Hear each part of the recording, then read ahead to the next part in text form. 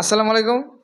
আজকে জেবি নিউজের studio গলপাড়া district চুনারিথন Saidur ভাই আসছে। তেনার জীবনে কিছুমান ঘটনা ঘটে গেছে, ওই বিষয়ে আমাদের এইখানে স্টুডিও বলতে আসছে। আমরা সাইদুর ভাইয়ের কিছুমান কথা জানার জন্য চেষ্টা করব। সাইদুর ভাই কি বলে, তার জীবনে কি কি ঘটনা ঘটলো, এই বিষয়ে আমরা জেবি নিউজে স্টুডিও আসছে বলবো। সাইদুর ভাই, আপনার জীবনে কি কি ঘটনা ঘটলো আর কি জন্য আজকে জেবি নিউজের অফিসে আপনি আসলেন এই আপনার জীবনের ঘটনা বলতে, তো বলেন তো দেখি। প্রথমে আসসালামু আলাইকুম। আমি আজকে আমার জীবনের কষ্টর কথা কি ধরনের আমি আজকে জীবন নিউজের কার্যালয়ে আসছি। আজকে আমার জীবনের বিভিন্ন ধরনের যা যা ঘটছে তাই আপনাদের উপরে আমি কথাগুলো বলবো, শোনেন আপনারা। আমাদের অবস্থা ছিল, একটা টাইমে কৃষকের কাজ করতো আমার বাবা। 98-এ বানপানি এসে আমাদের অবস্থা, বানপানিয়ে খেতি বাতি গরু ছাগল এগুলা সব একবারে উঠায় নিয়ে গেল। আমরা এখন কীরকম করে চলি? তারপরে আমাদের অবস্থা দেখলি পশু পাখিও কান্দিছে। তার মানে না আমরা খাইতে পারছি ভালো করে। খুদের ভাতের মধ্যে শুধু পাথর। আমাদের খাইতে ওই টাইমে কান্দা আসছে যে আমরা কি জীবনে, মানে ছোট অবস্থা আমার। ওই টাইমে আমার 14 বছর, বাবারও ওই রকম ইনকাম নাই। তারপরে আমি ভাবলাম যে এখানে আর থাকবো না, পলায়া বাড়ির থেকে গুয়াহাটি এক কাজের সন্ধানে এসে পড়লাম। বাপ মাকে আমি বললাম না যে আমি গুয়াহাটিতে যে আসলাম, নয়তো আমাকে আসপার দিব না। বাপ মায়ের তো জানেনি বাপ মা সন্তানকে কত ভালোবাসে। তারপরে আসার পরে আমার আর লেখাপড়া বাদ দিয়ে থুয়ে আসায় বললাম।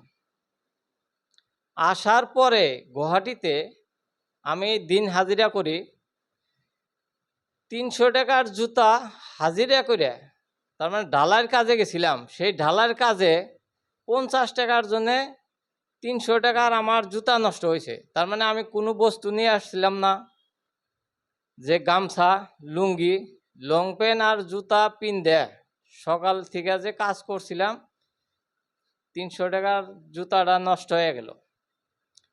50 টাকা হাজিরা করে নিয়ে আসলাম। তারপরে থাকার স্থান নাই, রাস্তায় মানে কি ধরনের রাত পার করলাম। পুলিশে দেখা হইলি, পুলিশেও কয় তয় চুরি করবার আইছে। আমার অবস্থা কে দেখে? না রুম ভাড়া নেওয়া লাগবো কোন জায়গায়, না কি করা লাগবো। রুম ভাড়া পাইবে, রুম ভাড়া করা লাগবো।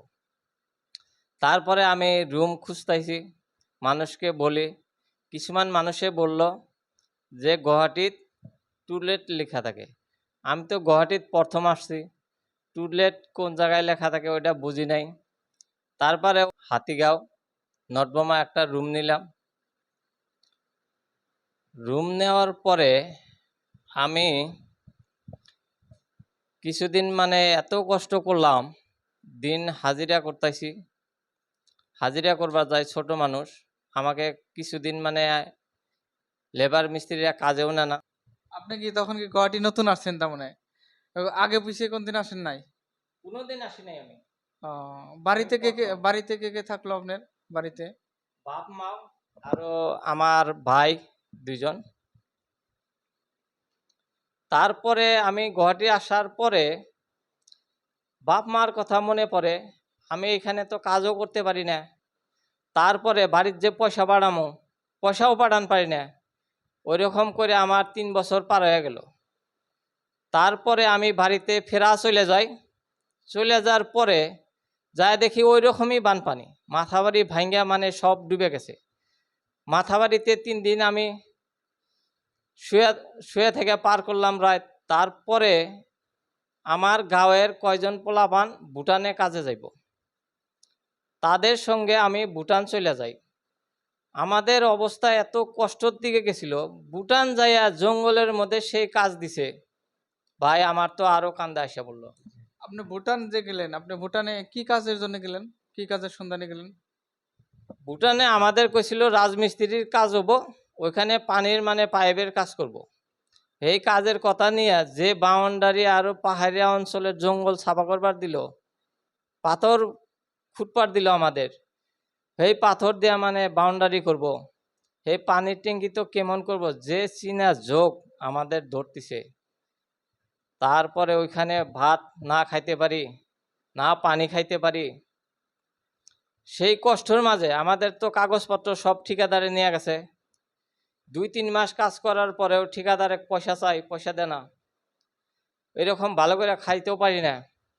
আমাদের জীবনের দুঃখের কাহিনী কেরা শোনে। তারপরে রাতে এত বৃষ্টি, বৃষ্টির টাইমে আমি ওইখান থেকে পলায়া রওনা হইলাম।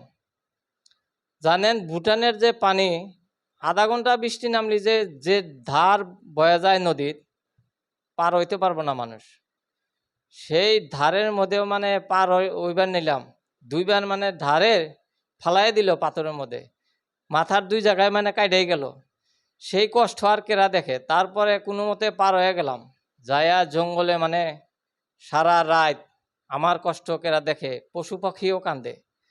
আমার এই পিনে না মশার কামড়, তারপরে আমার চীনা ঝোঁক, মশা, ভেজা কাপড়, তারপরে ওইদিকে ভয় মানে ব্যাটালিয়ান বিলাক বর্ডার সিকিউরিটি গুলি করে নাকি, আমার কান্দা কেরা দেখে। তারপরে ওই রকম করে রাত পার হয়ে গেল। সকালে 8টায় আমি লাহে লাহে বর্ডার সিকিউরিটির বগলে গেলাম। কিছু মানে কয় এ উল্ফা है उसको पकड़ो, कोई कोई बोलता है उसको पकड़ो बांधो मारो। আমার বর্ডার সিকিউরিটির ওইখানে তারপরে কমান্ডারে মানে আমাকে উঠাইয়া দিল, সিগনেচার টেগনেচার রাইখা বাসে উঠানোর পরে কোকরাঝার নামলাম।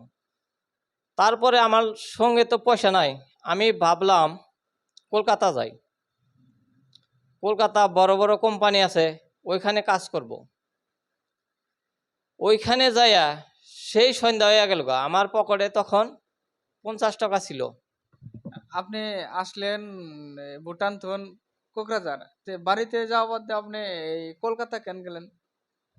কলকাতা এই জন্যে গেলাম, আমার পকেটে তো 10 টাকাও নাই। বাড়িতে বাপ মাও আছে, ভাই বেরাদারকে থুয়ে আইছি। ওদের সামনে যাই আমি কি বলবো যে আমি তো ওইখান থেকে পয়সা দেনা দিয়ে আমি তো পলাই আইসা পড়লাম।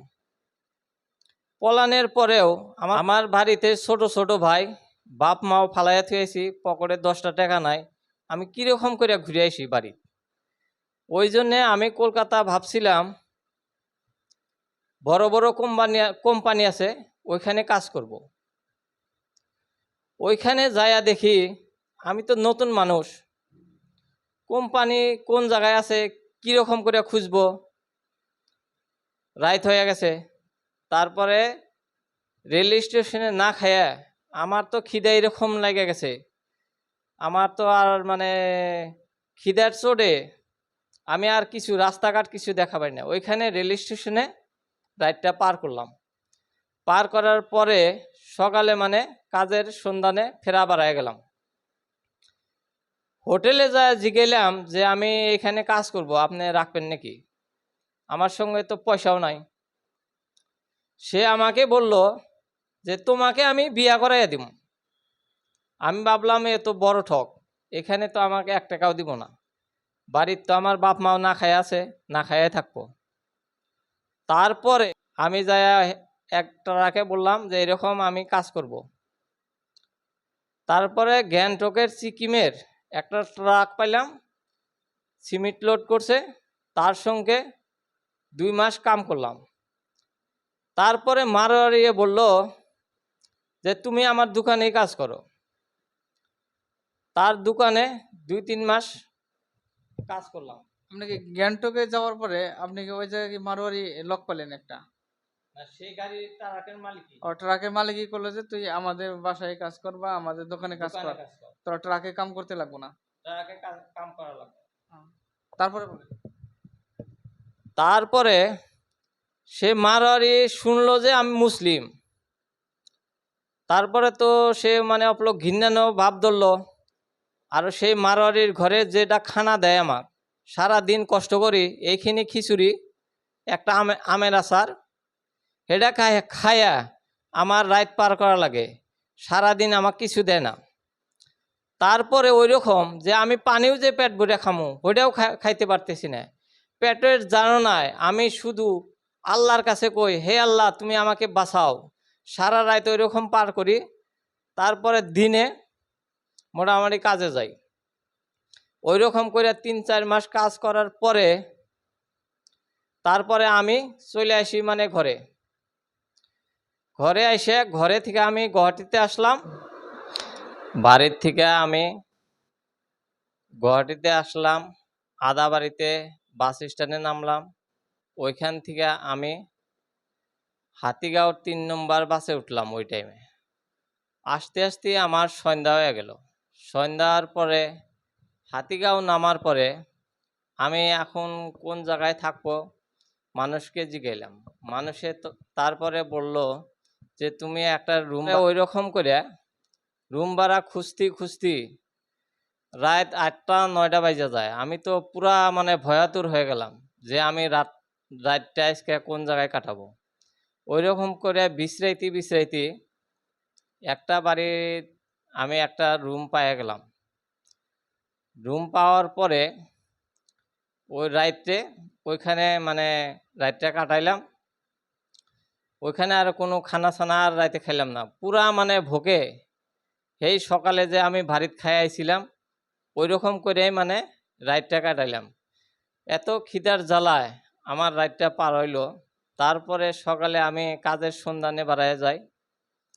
আমি তো ওই রকম মানে কোনো কাজ করতে পারলাম না। তারপরে আইসা আমি একটা রিক্সা নিলাম। রিক্সা নিয়ে রিক্সা চালান আরম্ভ করলাম। আমার তখন তো 12-13 বছর, ওই রকম মানে রিক্সা চালানোরও অভ্যেস নাই, শক্তি তো অত কম, দুর্বল মানুষ। তারপরে এরকম করে চলাইতে 1 সপ্তাহ পার করলাম। 1 সপ্তাহ পার করার পরে এজন ভিআইপি ড্রেসের মানুষ আমার রিক্সায় উঠলো। উঠে মানে ডাউনের হসপিটালের ওইখানে নামলো। সে নাইমা বলল, ভাইটি তুমি অলপ রবা, তোমার ভাড়াটো পিছত দিয়ে আসো। এই ভিতর পিনে ঘুষি গল।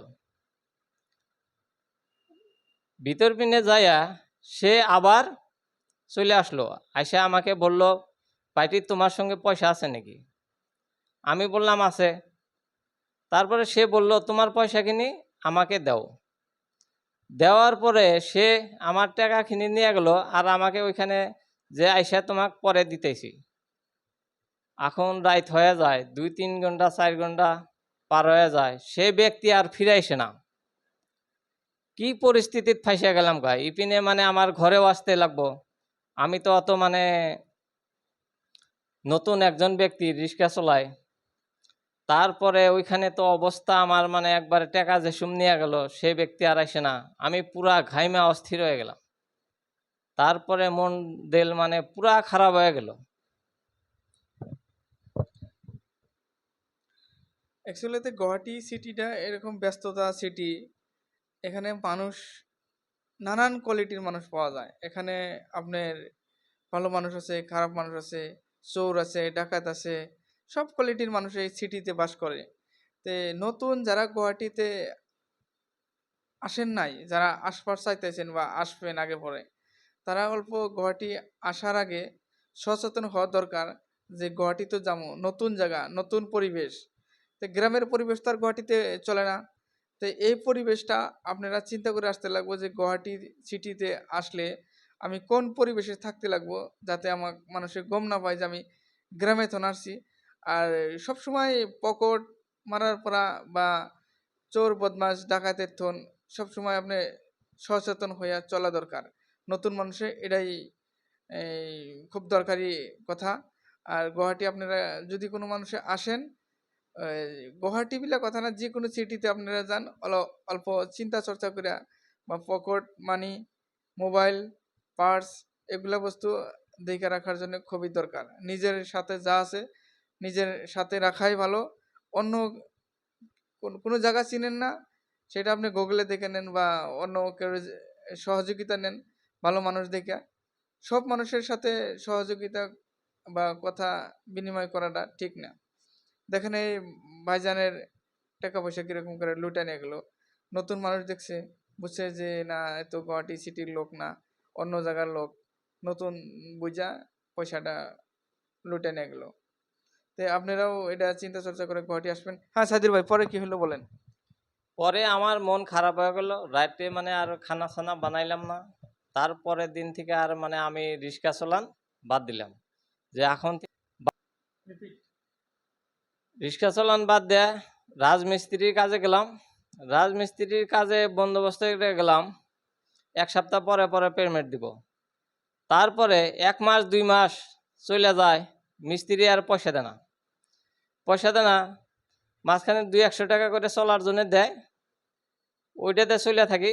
ইপিনে ঘর ভাড়া দেওয়া পারি না, ইপিনে মানে দোকান বাকি পড়ে যায়। তারপরে কিছুমান ঠিকাদার পয়সা নিয়ে পলায় যায়, কিছুমান ঠিকাদারও তার মাঝে 1 সপ্তাহ হওয়ার আগেই মানে পলায় যায়, মিস্ত্রি নাইবা পয়সা নিয়ে পলায় যায়। তারপরে আমার তো পুরা অসুবিধা হয়ে গেল, আমার চলা দিক দেরি হয়ে গেল, রাজমিস্ত্রির কাজ আমি বাদ দিয়ে দিলাম। তারপরে তো মহা বিপদে পড়লাম, এদিকে ঘর ভাড়া আছে, ইপিনে রেশন বাকি আছে। ওই রকম করে আমি রাজমিস্ত্রির কাজ পরে ছাইড়া দিলাম। ছাইড়া দিয়া হোটেলের কাজে গেলাম, হোটেলে কাজ করা আরম্ভ দিলাম। তারপরে মানুষে আসে যায়, কিছু মানে এক ব্যক্তি এসে আমাকে জিগাইল যে ভাইটি তোমার বাড়ি কই। আমি বললাম আমার বাড়ি গোয়ালপাড়া ডিস্ট্রিক্ট চুনারি।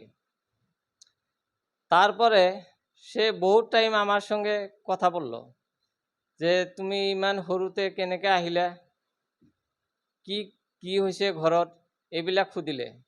সোধার পিছত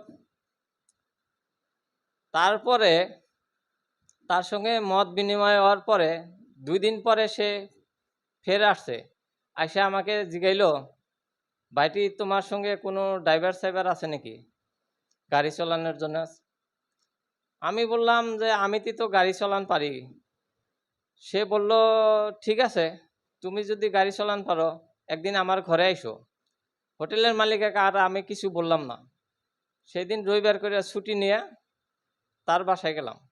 তার বাসায় যাই মানে সে দেখলো আর গাড়িটা আমি চালাইতে পারি না নাই। তারপরে সে ওইরকম দেখে বলল ঠিক আছে চালাইতে পারবা, লাইসেন্স আছে না নাই। আমি বললাম আমার সঙ্গে তো লাইসেন্স নাই, লাইসেন্স নাই। তারপরে মানে সে মানে ভোটার আইডি নাই বা কিবা কি মানে আমারে জিগাইলো যে আছে না নাই লগে।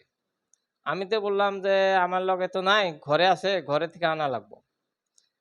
তারপরে কিছুদিন পরে ভোটার আইডি আমি কিবা করে মানে ঘরে থেকে নিয়ে আসলাম। আসার পরে দেওয়ার পরে সেই ব্যক্তি আমাকে মানে ড্রাইভিং লাইসেন্স বানাইয়া দিল। বানাইয়া দেওয়ার পরে আমি তার গাড়ি চালানো আরম্ভ দিলাম। এরকম করে 1 বছর 2 বছর পার হয়ে গেল। তারপরে তাকে আমি বললাম স্যার আমাকে একটা গাড়ি নিয়ে দেন, যে স্কুলের বাচ্চা আনা নিয়া করব। সে বলল তোমার কি কিছু পয়সা আছে নাকি।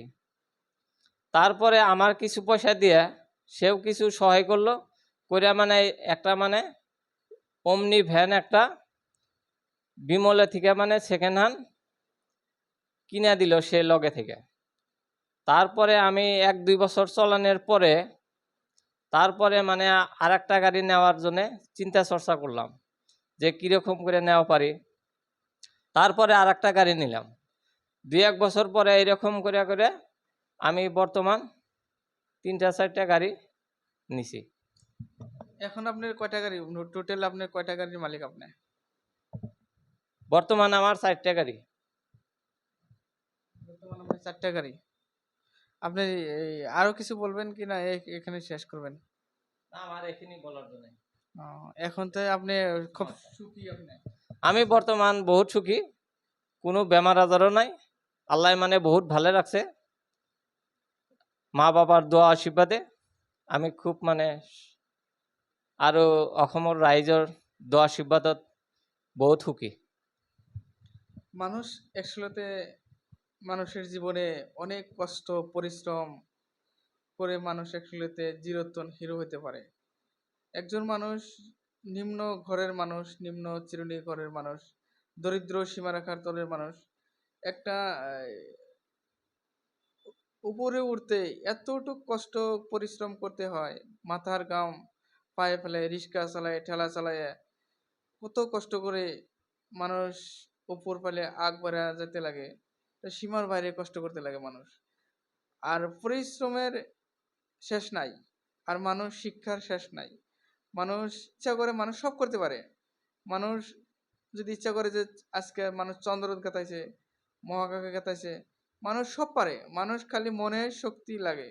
মানুষ মনের শক্তি বড় শক্তি।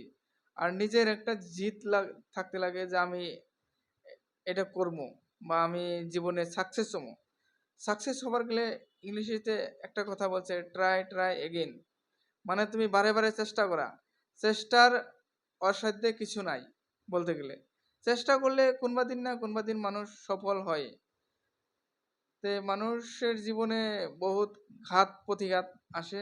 মানুষ স্ট্রাগল করতে লাগে, মানুষের জীবনে সময় লাগে, মানুষ অধৈর্য হওয়া যাব না। মানুষ সবসময় চেষ্টা করে রাখবো। একটা কাজ একদিন না হলে দ্বিতীয় দিন করতে লাগবো, দ্বিতীয় দিন না হলে তৃতীয় দিন করতে লাগবো। এরকম করতে করতে করতে করতে একদিন মানুষ সঠিক রাস্তায় যায় উপনীত হয়।